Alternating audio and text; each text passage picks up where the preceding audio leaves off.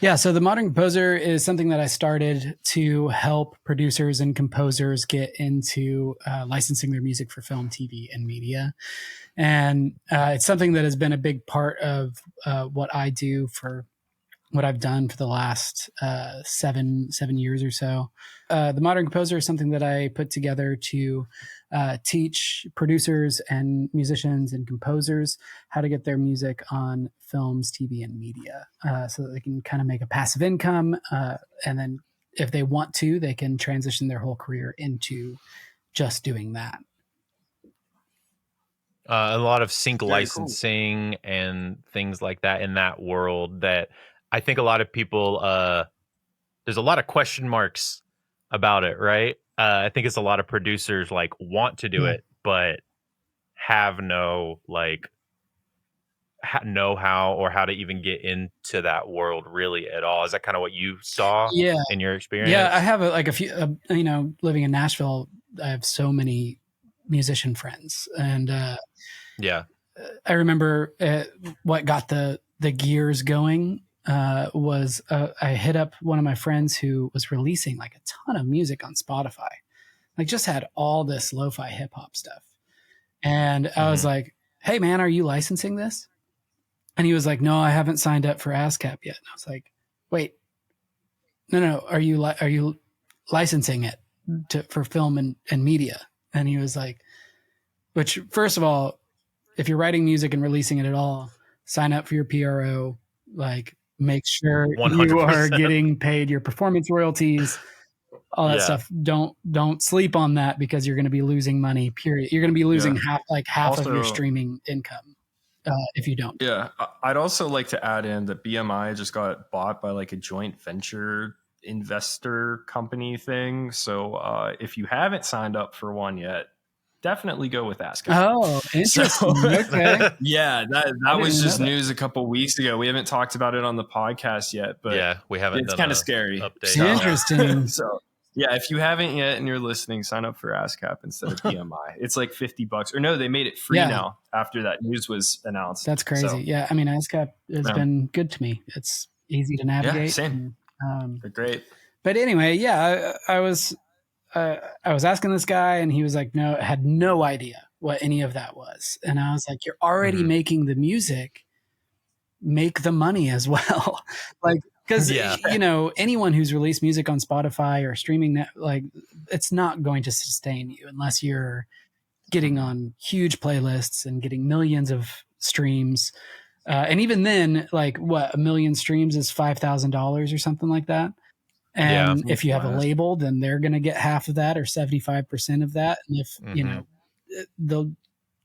it's just not viable. So it also requires a lot of the social growth part of it as well, as far as like running social media accounts and pushing it through those channels and or paying to have your stuff pitched and playlisted and that whole game as well on top of that. Yeah, running ads for your music, which is funny because that like kind of just turns into a wash, or you spend more money on ads than you get on streams in return.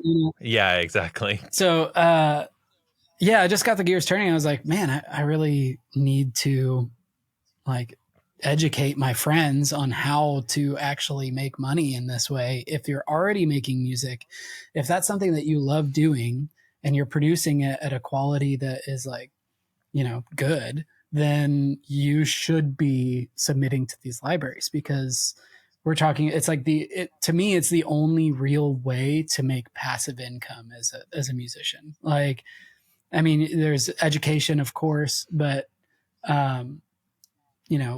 licensing music, it's all over everything. We're in an age right now where like media is just exploding. I mean, social media, every big company is doing, expanding their marketing budgets for, media, for video content.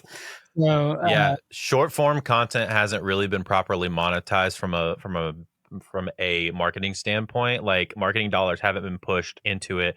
You can see a similar thing on how they treated YouTube in like 10 years ago, probably, when they first kind of opened the floodgates of marketing dollars into YouTube. It was a slow trickle because companies weren't sure how to do Right. it. Companies weren't sure how to partner.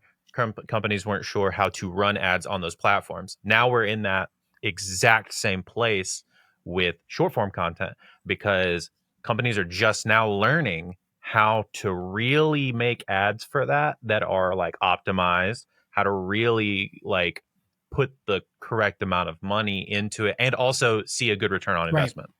Right. Yeah. So, I mean, micro licensing. So, there's basically the traditional form of licensing where you've got a music supervisor for a television show going to a sync company, licensing company through email or whatever. There might be a big email list and they're sending out, hey, we're looking for tracks that are like this. And then those sync companies are going to go to their artists and say, hey, do you have any tracks like this? Can you make something really, really fast? And they're going to browse through their library and they're going to make a playlist, send it into the music supervisor. The music supervisor is going to listen to all that stuff and decide on which track is going to get licensed for the television show.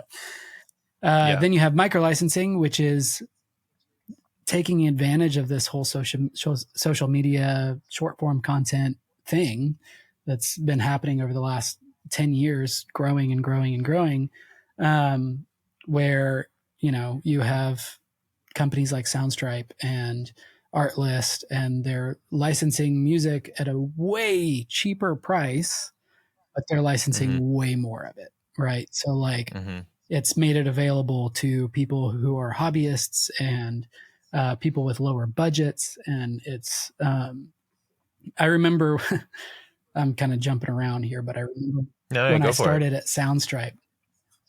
So I worked for a company called Soundstripe for a long time. And I was there from the very beginning before they even came up with the name Soundstripe. And I remember when they were making that transition from